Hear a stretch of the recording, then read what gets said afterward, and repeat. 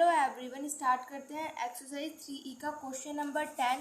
Question number 10 है, in rectangle A B C D what is the length of diagonal A C and B D if A B is 4 centimetre and B C is 3 centimetre. यहाँ पे हमें ये rectangle given है ए B C D, जिसकी हमें यहाँ पर ए सी diagonal और जो बी डी डायगोनल है ये यहाँ पे हमें फाइंड करने हैं। ए बी हमें गिवन है 4 सेंटीमीटर, बी सी हमें गिवन है 3 सेंटीमीटर और इसके जो डायगोनल्स है वो हमें फाइंड करने हैं। अगर हम ए सी या बी डी में से कोई भी एक डायगोनल फाइंड कर लेंगे तो जो दूसरा डायगोनल है वो उसके इक्वल होगा, क्योंकि जो रेक्टेंगल होता है रेक्टेंगल में जो डायगोनल्स होते हैं वो इक्वल होते हैं। ये हमारे पास रेक्टेंगल है ए बी सी डी, जिसमें कि ए बी हमें गिवन है 4 सेंटीमीटर, बी सी हमें गिवन है 3 सेंटीमीटर। अब अगर हम बात करते हैं ट्राइंगल ए बी डी की, इस वाले ट्राइंगल की अगर हम बात करते हैं तो यहाँ पर जो हमारा ये वाला एंगल है, जो रेक्टेंगल होते हैं रेक्टेंगल में जो एंगल ए है, बी है, सी है और डी है, ये सब हमारे पास 90 के होते हैं। तो अगर हम ट्राइंगल ए बी डी की बात करते हैं तो अगर ये वाला ट्राइंगल हमारे पास 90 का है तो हम यहाँ पर पाइथागोरस थ्योरम लगा सकते हो। फिर वहाँ से हम अपनी जो बी डी है, हमारे पास डायगोनल क्या है, एक तो डायगोनल हमारे पास बी डी है और एक जो डायगोनल है वो हमारे पास ए सी है। ठीक है, हम लिखेंगे in triangle A B D. तो यहाँ पे हमारे पास जो एंगल ए है वो हमारे पास 90 का है।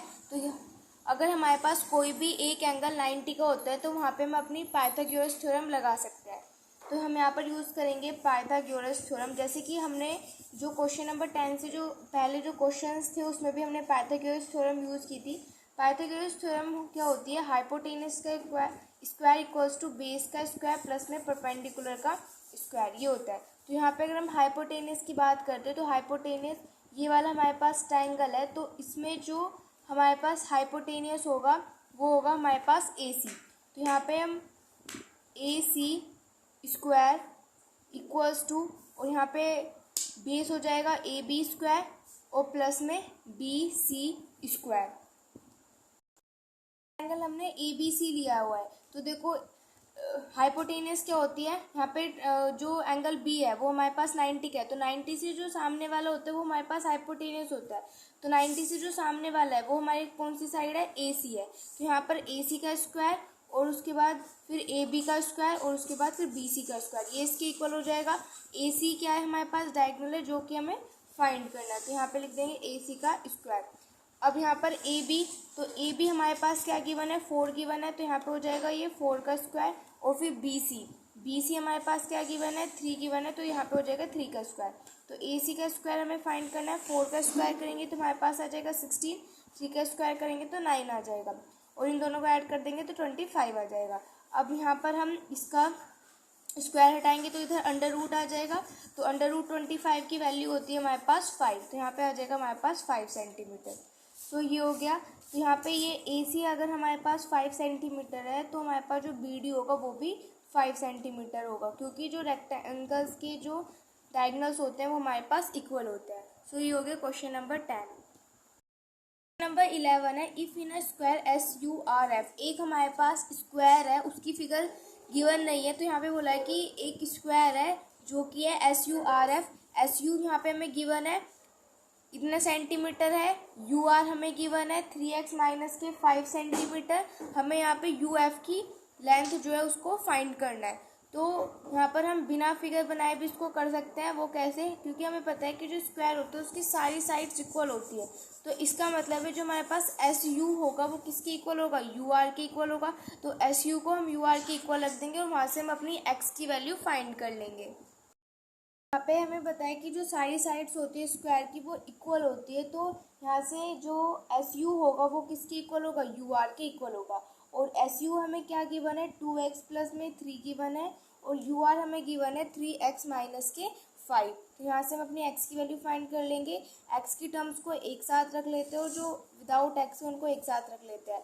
तो 3 में से 2 माइनस करेंगे तो माइनस के x आ जाएगा, 5 और 3 को ऐड कर देंगे तो माइनस के 8 आ जाएगा, माइनस से माइनस कट जाएगा तो x की वैल्यू हमारे पास आ जाएगी 8 सेंटीमीटर। तो इसका मतलब है कि जो यहाँ पे हमारे पास यू एफ की जो लेंथ होगी वो होगी हमारे पास 8 सेंटीमीटर। अभी हमारे पास एक्स की वैल्यू आई है, लेकिन हमें क्वेश्चन में यू एफ की वैल्यू निकालनी है, और यू एफ क्या है हमारे पास, स्क्वायर का डायगोनल है, ठीक है। तो स्क्वायर के डायगोनल का फॉर्मूला होता है, तो यहाँ पे जो डायगोनल होगा, डायगोनल का फॉर्मूला क्या होता है, √2 मल्टीप्लाई बाय में साइड होता है, ठीक है। तो ये हमारे पास डायगोनल का फॉर्मूला होता है। तो सबसे पहले हमें साइड फाइंड करनी पड़ेगी। तो साइड हमारे पास क्या थी, एस यू हमारे पास क्या था, 2x प्लस में 3, साइड्स इक्वली होती हैं।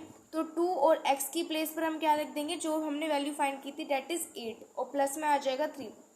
तो 8 की मल्टीप्लाई 2 से कर देंगे 16, और 16 प्लस में 3 आ जाएगा हमारे पास 19। हम इनकी वैल्यू पुट कर देंगे, तो √2, और यहाँ पे हमारे पास साइड अभी हमने फाइंड की थी, तो वो हमारे पास क्या आई थी, 19। तो ये आ जाएगा हमारे पास 19 √2 सेंटीमीटर। हमें यहाँ पे डायगोनल फाइंड करना था, और डायगोनल हमारे पास क्या था, यू एफ था, ठीक है। तो यहाँ पे हमने फाइंड कर लिया, और आंसर आया है 19 √2 सेंटीमीटर। क्वेश्चन नंबर 12 है, if each side of a square is 8 √2 centimetre, what is the length of its diagonal. यहाँ पे हमें स्क्वायर की साइड्स दी हुई है, और हमें डायगोनल की जो लेंथ है वो फाइंड करनी है। नंबर 11 में हमने यहाँ पे डायगोनल्स का फॉर्मूला देखा था कि स्क्वायर में डायगोनल्स का फॉर्मूला क्या होता है, उसी को यहाँ पर यूज़ करेंगे। तो यहाँ पे डायगोनल्स जो होगा वो किसके इक्वल होगा, √2, और साइड हमें कितनी गिवन है, 8 √2। तो यहाँ पे मल्टीप्लाई हो जाएगी, √2 की मल्टीप्लाई √2 से करेंगे तो 2 आ जाएगा, और 2 की मल्टीप्लाई 8 से करेंगे तो 16 आ जाएगा। तो यहाँ पे हमारे पास जो डायगोनल की लेंथ होगी वो होगी 16 सेंटीमीटर। नंबर 13 है, the length of a rectangle is 8 centimetre and its diagonal measure 10 centimetre, find its parameter. तो यहाँ पे हमें रेक्टेंगल की लेंथ दी हुई है 8 सेंटीमीटर, उसके जो डायगोनल्स का जो मेजर दिया हुआ है वो दिया हुआ है 10 सेंटीमीटर। हमें रेक्टेंगल का पैरामीटर फाइंड करना है। फाइंड करने के लिए हमें लेंथ और ब्रेथ दोनों चाहिए होती है। तो यहाँ पे भी हमारे पास सिर्फ ब्रेथ है, लेंथ नहीं है, ठीक है। तो यहाँ पे हमें लेंथ फाइंड करनी पड़ेगी सबसे पहले। तो लेंथ देखो किस तरीके से फाइंड करेंगे। अगर हम ट्राइंगल बात करते हैं ABC की, ये हमारे पास ट्राइंगल है ABC, ठीक है। अगर हम इस वाले ट्राइंगल की बात करते हैं तो यहाँ पे हम पाइथागोरस थ्योरम यूज़ कर सकते हैं, क्योंकि हमें पता है कि जो रेक्टेंगल होते हैं उसमें जो इसके एंगल्स होते हैं वो 90 डिग्री के होते हैं, ठीक है। तो यहाँ पे हमारे पास एंगल भी 90 डिग्री का है। तो अगर एक एंगल हमारे पास 90 डिग्री का है तो वहाँ पे हम पाइथागोरस थ्योरम यूज़ कर सकते हैं। तो हम यहाँ पे यूज़ करेंगे पाइथागोरस थ्योरम। और पाइथागोरस थ्योरम क्या होती है, हाइपोटेनस का स्क्वायर। तो हाइपोटेनस क्या होता है, जो कि हमारे जो 90 का एंगल होता है उसके जो सामने वाला होता है, सामने वाला क्या है, AC। तो इसका मतलब है ये हो गया हमारे पास हाइपोटेनस AC का स्क्वायर इक्वल्स टू बेस का स्क्वायर होता है, और साथ में हमारे पास परपेंडिकुलर का स्क्वायर होता है, ठीक है। तो यहाँ पे AB और BC का स्क्वायर, ठीक है। अब AC हमें गिवन है, डेट इज 10, ठीक है। तो देखो यहाँ पे ये AC है, तो AC हमें गिवन है 10 सेंटीमीटर, तो यहाँ पे 10 का स्क्वायर कर दिया। अब हम बात करेंगे AB की, तो AB भी हमें गिवन है, डेट इज 8, तो यहाँ पे 8 का स्क्वायर, लेकिन BC हमें गिवन नहीं है, वो हमें फाइंड करना है, ठीक है। तो 10 का स्क्वायर करेंगे 100, 8 8 से 64, प्लस में BC का स्क्वायर आ जाएगा, ठीक है। तो यहाँ पर 100 में से माइनस कर देंगे 64, तो हमारे पास आ जाएगा 36, ठीक है। तो 36 किसके इक्वल हो जाएगा, BC के स्क्वायर के इक्वल हो जाएगा। तो यहाँ से हम इसके स्क्वायर हटाएंगे तो अंडर रूट लगा देंगे। तो अंडर रूट में 36 की वैल्यू क्या होती है, 6 होती है, ठीक है। तो यहाँ पे हमारे पास 6 आ जाएगा BC। तो इसका मतलब जो BC जो हमारे पास है वो हमारे पास क्या है, 6 सेंटीमीटर है ये, ठीक है। अब हमें क्या फाइंड करना था, पैरामीटर फाइंड करना था। और पैरामीटर का फॉर्मूला हमें पता है, रेक्टेंगल में 2L प्लस में B होता है, ठीक है।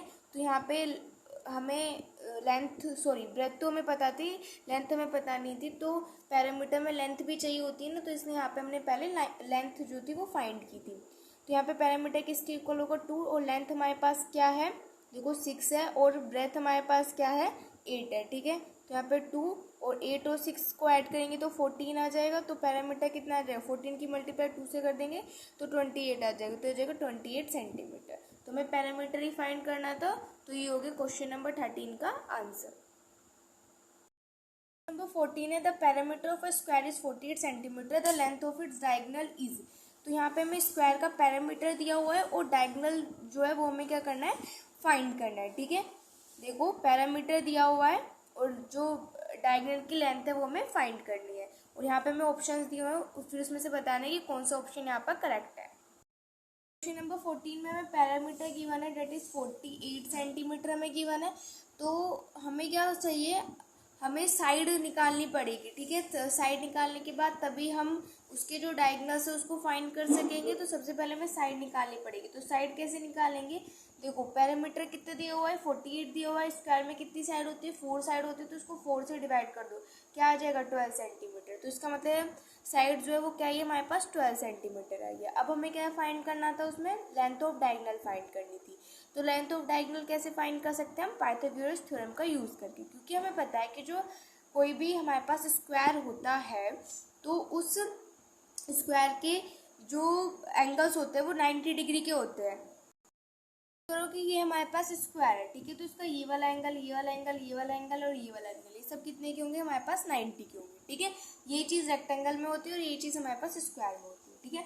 अब ये सब हमारे पास यहाँ पे 90 के होंगे, तो हम यहाँ पे हमें क्या फाइंड करना है, AC फाइंड करना है, क्योंकि AC क्या है हमारे पास डायगोनल है। तो ये इसकी हमें फाइंड करना है। तो इसमें हम यहाँ पे क्या यूज़ कर सकते हैं, पाइथागोरस थ्योरम यूज़ कर सकते हैं उसको फाइंड करने के लिए। पाइथागोरस थ्योरम क्या होती है, हाइपोटेनस का स्क्वायर, बेस का स्क्वायर प्लस में परपेंडिकुलर का स्क्वायर, यही होती है। अब हाइपोटेनस क्या होगी, जो हमारे पास हम यहाँ पे कौन से ट्राइंगल की बात कर रहे हैं ये भी लिख देते हैं। हम यहाँ पे बात कर रहे हैं ABC ट्राइंगल की, ठीक है। तो यहाँ पे हम ABC ट्राइंगल की बात करें तो इसमें हाइपोटेनस क्या होगा, जो 90 से आगे वाला होता है। तो इस वाले ट्राइंगल की बात करें, इस वाले ट्राइंगल में एंगल भी 90 है, तो 90 से जो आगे वाला है वो AC है, तो इसका मतलब AC का स्क्वायर हो जाएगा, ठीक है। तो AC का स्क्वायर, AB का स्क्वायर और प्लस में BC का स्क्वायर हो जाएगा। अब देखो हमने साइड फाइंड की थी, उस साइड हमारे पास क्या थी 12 सेंटीमीटर, और हमें पता है कि जो स्क्वायर होता है उस स्क्वायर की सारी साइड्स क्या होते हैं, इक्वल होती है। तो इसका मतलब जो सारी साइड्स है वो आ जाएंगी। अब AC तो हमें फाइंड ही करना है, तो AC का स्क्वायर एज इट इज़ रहने दो। AB हमें पता चल चुका है 12 और BC भी हमें पता चल चुका है डेट इज 12, ठीक है।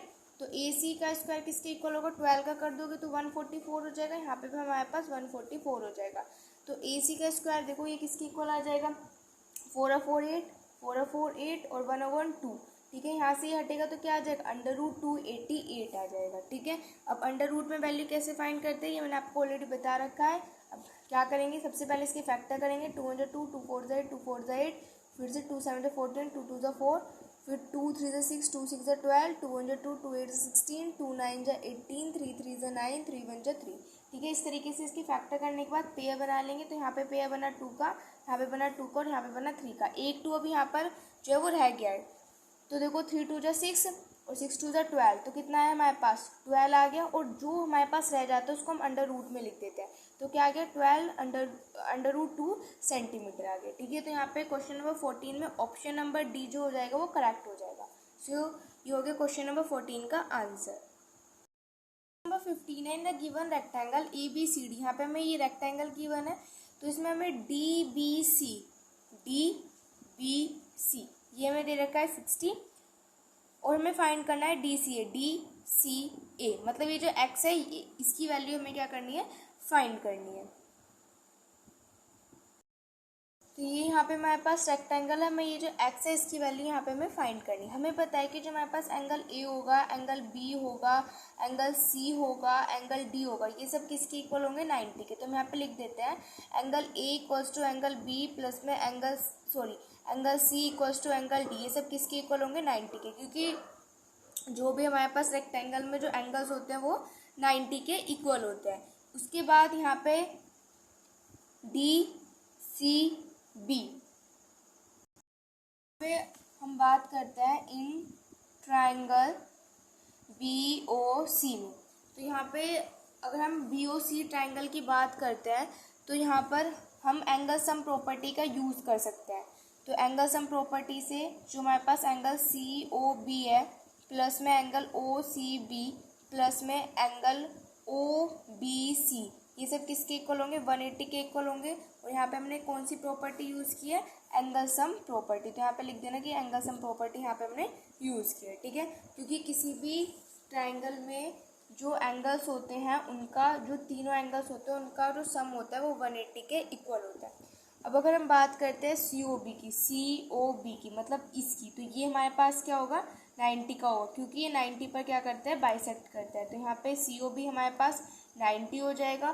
फिर हम ओ सी बी, तो ओ सी बी ये वाला एंगल हम क्या कर रहे हैं यहाँ पर फाइंड करेंगे, ठीक है। अगर हम ये वाला एंगल फाइंड कर लेंगे तो ये वाला जो एक्स है वो हमारे पास आ जाएगा, क्योंकि ये पूरा किसके इक्वल है, 90 के इक्वल है। और अगर हमें ये वाला पार्ट मिल जाएगा और फिर एक्स को ये वाला जो भी आएगा और इसमें हम एक्स ऐड कर देंगे तो वो किसके इक्वल होगा, 90 के। तो यहाँ से हमारे पास एक्स की वैल्यू आ जाएगी। तो ओ सी बी हमें यहाँ पर फाइंड करना है। और अब है ओ बी सी, तो ओ बी सी तो ये वाला एंगल, और ये वाला एंगल हमें क्या गिवन है 60, तो हम यहाँ पे लिख देंगे 60 इक्वल्स टू 180, ठीक है। तो यहाँ से ओ सी बी की वैल्यू क्या आ जाएगी, हमारे पास 30 आ जाएगी। तो अब हमें पता है कि ये वाला और ये वाला किसके इक्वल होंगे, मतलब एक्स प्लस में ये वाला angle O C B, angle O C B ये हमारे पास किसके इक्वल होंगे, 90 के इक्वल होंगे, क्योंकि जो रेक्टेंगल होता है उसके जो एंगल्स होते हैं वो सब 90 के होते हैं। तो यहाँ पे हमें x की वैल्यू फाइंड करनी है। और ओ सी बी की ये भी हमने फाइंड की थी, जो कि हमारे पास आई थी 30, तो यहाँ पे लिख देंगे 30 और ये किसके इक्वल होगा 90 के। तो यहाँ से हमारे पास x की वैल्यू आ जाएगी, 90 में से 30 सब्ट्रैक्ट कर देंगे तो x की वैल्यू आ जाएगी हमारे पास 60। तो ये आ गई हमारे पास x की वैल्यू, जो कि हमें क्वेश्चन में फाइंड करनी थी। नंबर 16, 17 एंड 18 में यहाँ पे हमें क्या करना है, असर्शन और रीज़न करना है। तो असर्शन रीड करेंगे, उसके बाद रीज़न, और उसके बाद यहाँ पे जो हमें ऑप्शंस दिए हुए हैं उन पर टिक करेंगे। तो सबसे पहले असर्शन है हमारे पास, the diagonal of a square are equal to each other. तो यहाँ पे दिया हुआ है कि जो स्क्वायर के जो डायगोनल्स होते हैं वो सब इक्वल होते हैं एक दूसरे के। तो यहाँ पर असर्शन जो है वो गलत है, क्योंकि जो स्क्वायर के जो डायगोनल्स होते हैं वो इक्वल नहीं होते।